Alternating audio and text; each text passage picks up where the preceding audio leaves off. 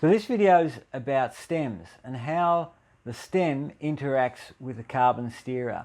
So what do you need to look for in a stem that reduces the chance of damage to your carbon steerer?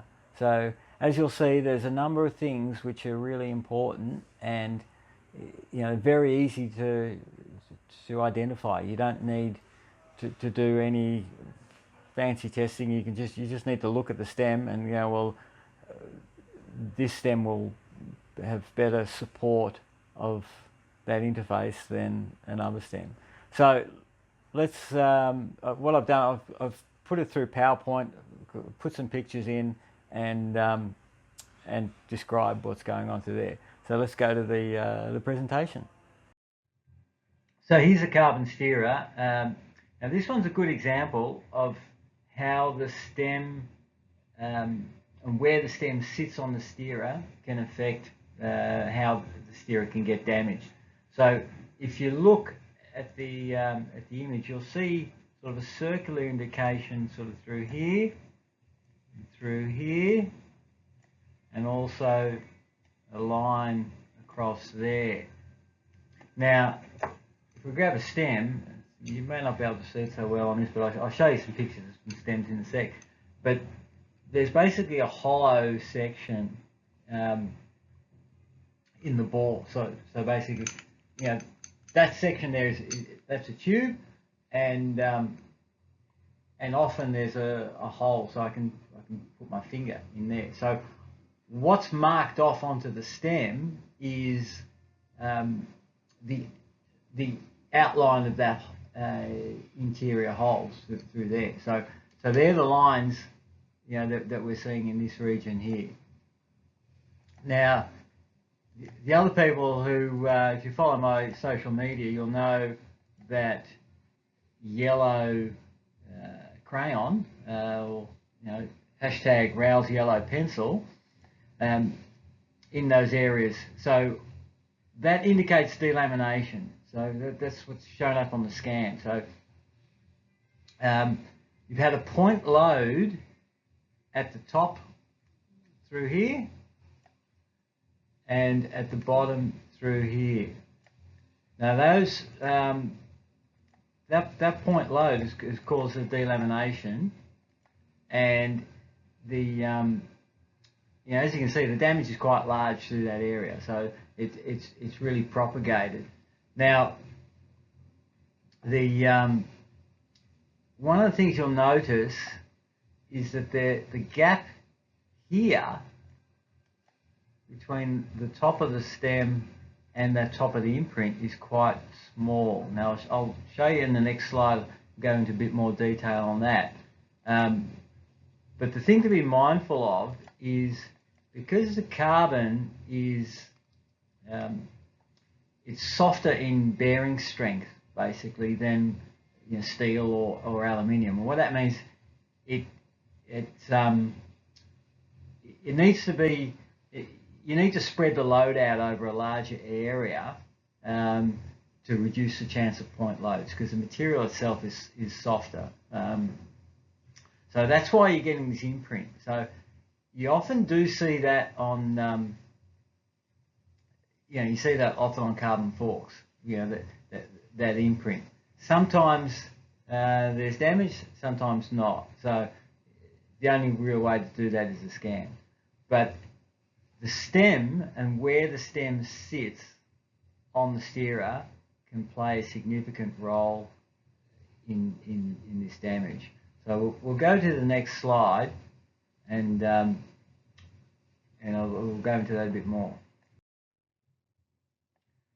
Okay, so here you can see it, the delamination across this region here. You can also see it around the top, which I'll show you on another picture in more detail. But you can see how deep the imprint has gone sort of through here, and also there's only a millimetre or two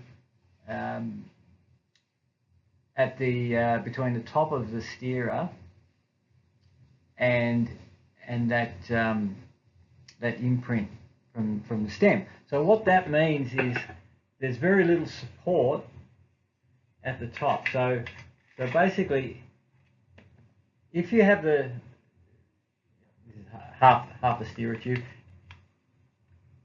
you've got good support. Like I'm trying to twist that now, up and down, and it's good support because it's been supported at both ends. But if I move it further back, and you've only got a little bit of support, then you can start moving it. And if you go basically into that cavity, into that hole, then you can move it significantly. And then that really, you get sort of like a camming action at that top edge, which will just delaminate the carbon. You know, there's no question that there's no support. And that's where also different compression plugs come into it. So how the compression plug supports the steerer in that region there has also effect. So I'll do a separate video on compression plugs as part of this series, but we'll continue on with stems. So what we'll do is we'll go to the next slide, and I'll show you that delamination on the top, and then we'll talk about some different stems. So on this one, you can see the delamination sort of in there at the front face, and that's at the aft face. And so all these multiple depth delaminations. Now you also notice that there's a delamination between the white material, and I'll talk about that in a sec, and the carbon, which is the black material. So what that is, the white material is actually fiberglass.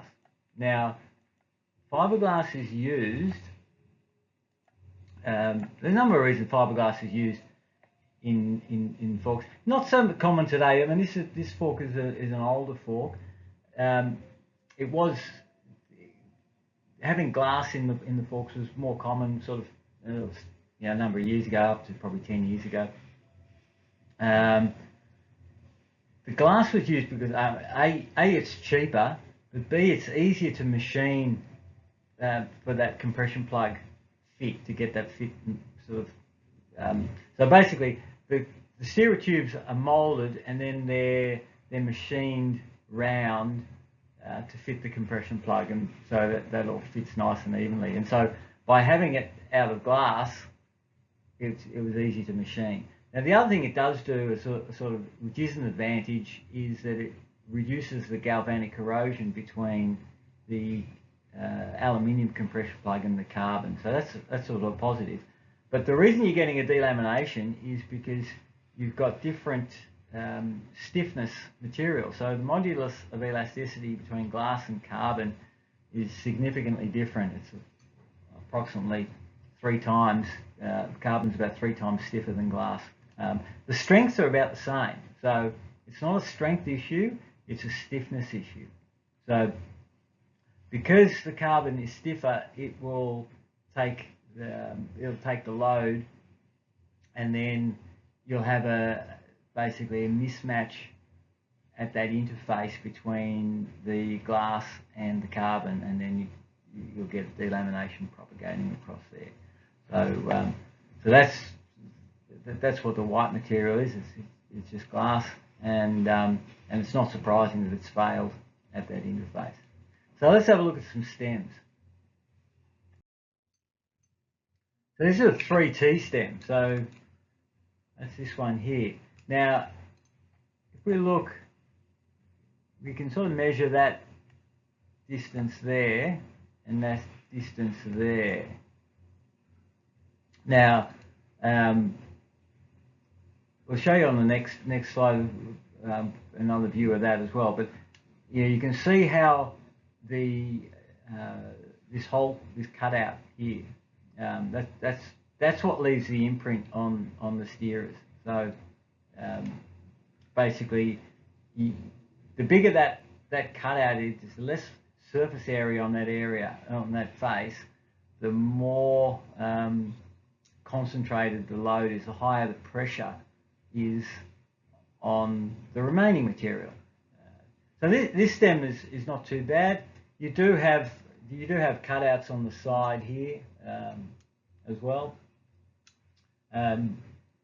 The other thing to note is the torque settings are marked on that. So this one's 5 Newton meters at the steerer, and it's running 4 millimeter Allen head screws. So that's these guys there. We go to the next slide. What I've done here is I've put a light source up at this end, at the handlebar end of the stem, shining up. So it really makes that distance at the top really obvious. So you can measure what that distance is. You can measure what the surface area is on the whole thing, and calculate what the bearing stress would be under a certain load. But this one's not too bad. So here we have a Bbb stem, and you can see that the hole is much smaller, and therefore it's got much more surface area, so you're less likely to get a point load. The other thing to note, the torque setting is 10 Newton meters on this, and it's running sort of larger screws, but it also has this plastic sort of shim in there to try and limit the crush on the crushing of the steer by over tightening those bolts. So even though it's rated, it's saying 10 Newton meters, that's quite high. So again, it would depend on what compression plug you've got, whether I'd actually take it all the way to 10 Newton meters. So here, with the light, you can see that it's only a small hole, and you've got quite a lot of surface area through there. Now, there are stems which don't have a hole at all, so they're complete. That internal face is complete. So the other ones that work quite well are the specialised ones with a sleeve. So you can rotate the sleeve to adjust the angle of the stem, but that sleeve provides a really good mating surface area to enhance that the contact area, like what we're talking about on the steerer. Okay, the next stem is an FSA stem. It's the RD120 alloy, and this one's been machined quite significantly, and so you can see all through here it's been machined out up through here. So all that front face has been machined out, and you can see that well through there. But just that's really reduced the contact area. And the other view, and you can see that the gap between here and here is it would only be at the smallest point about 2 millimeters. So that's quite minimal, and so I'd be very cautious about putting this particular stem on a carbon steerer because of the load on the point load on those areas. The other thing to note with this stem is that unlike the others we've looked at so far, at the bottom face here, it's actually quite a sharp edge. It hasn't been deburred, and there's some sharp edges in there which are more likely to cut into the steerer. Now, I have seen steerers fail where they've almost been sawn into by these sharp edges. So it is important to deburr those faces. Now the other thing that does happen, I've noticed,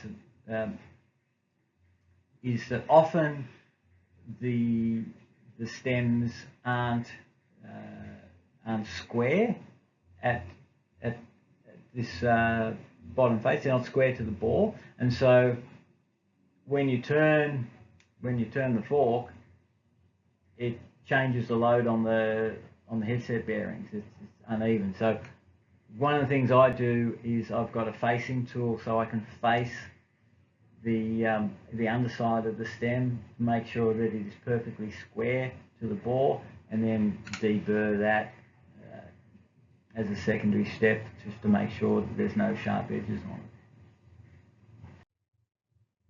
The last stem we'll look at here is it's a Reynolds, and again this one's another forged stem. It's got quite a large cutout, but also in this area here, you can see here and here, there's sort of a bit of flash material, which is quite sharp, and a bit of a sharp edge through there, which is less than ideal. Let's have a look at this picture, and the length from here to here, again, it would probably only be 3 mil at best. So again, not that much surface area for a carbon steerer. So if you're running, it depends on what sort of how much surface area you've got, how you can set your steerer up. So if you've I tend to recommend having a spacer on top of the stem and then the top cap. And obviously if you're running a stem like this or the FSA, you'd need that, because you need the steerer to be going further through the fork, because the margin for error up here to get a point load and get that camming sort of action to damage the steerer is significant. So you basically want it going through. If you're running the BBBs, because you've got so much more surface area, that's not as critical. It's still recommended, but it's not as critical. So if you want to run just the top cap, you could do that, and that would be okay. So that's one thing to consider with the stem selection. So in summary, you want to choose a stem with the largest amount of surface area as possible. So either something like it, so the hole is as small as possible, or even there's no hole. So the more surface area, the better load distribution you're going to get into the steerer, and the less chance of a point load and a delamination. You also want to deburr any sharp internal edges to make sure you don't have anything that can cut into the softer material, because the aluminium will be harder than the composite, so it will cut into that softer material, just like a saw effectively, and then so that's cutting fibres, and that's reducing the mechanical properties of the steerer. You need to use a suitable compression plug. So the more that you point load the steerer, the more important the compression plug is to distribute those loads throughout the structure. So they both sort of go hand in hand a little bit. So the more you can distribute and disperse the load, the better it's going to be. So less chance of delamination from point loading, etc., and other sources of damage. Height adjustment is dependent on the stem support. So where the stem sits on the steerer is dependent on the type of stem and how much surface area you have throughout that. The more surface area you have, then you can get away with running the top cap straight on top of the stem. But if you've got very little support area, particularly at that upper front face, then you really need to have the steerer going through the stem and a spacer on top. And then always tighten your stem clamp bolts to the correct torque. So the other thing to note with the tightening of them, if it says 5 Newton meters, whatever, you don't just go take 5 Newton meters, take the bottom one all the way to 5 Newton meters, and then take the top one all the way to 5 Newton meters. Creep up on it. Do it sort of evenly. So you nip them both up first, and then you might take them both to 2, and then to 3, and then to 4, and then to 5 to finish off. But you know, work through them. Don't just go bottom one all the way or the top one all the way, and then vice versa. So creep up on it to just support things better and reduce the chance of any point loading. So that's sort of a bit of a 101 on some of the things we see with stems and some of the things to look for.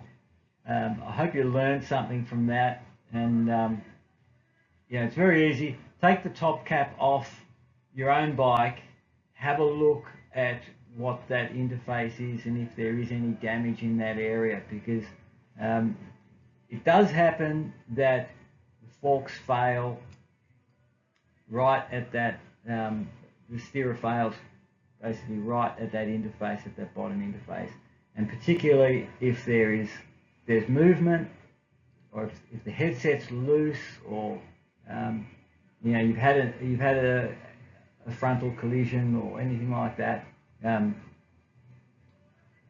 and yeah, depending on what compression plug you've got as well. So you know, all those factors, they all play into each other. So you know, for your own safety, it takes 5 minutes. Take the top cap off, have a look at it, make sure it's okay. All right, we'll see you next time. Bye.